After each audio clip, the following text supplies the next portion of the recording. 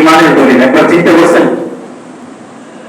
নামাজ পড়া ইমানের দলিল, রোজা রাখা ইমানের দলিল, হজ করা ইমানের দলিল, যাকাত দেওয়া ইমানের দলিল, মায়ার নবী বলেন আল্লাহর রাস্তায় সাদাকা করা এটাও ইমানের দলিল। সুবহানাল্লাহ বলেন।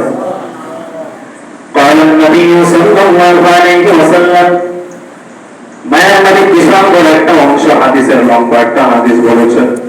হাদিসের শেষের অংশে নবী আমার বলেন as-salatu নূরুন, নামাজ হলো বান্দার জন্য আলো জ্যোতি, as-সাদাকাতু বুরহানুন, আর দান সদকা হলো বান্দার ঈমানের জন্য বড় একটা দলিল।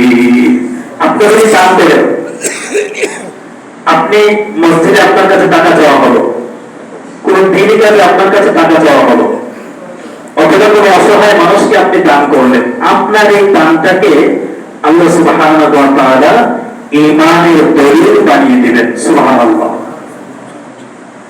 4 নম্বর দানের গুরুত্বের ব্যাপারে 4 নম্বর কথা হলো দান করলে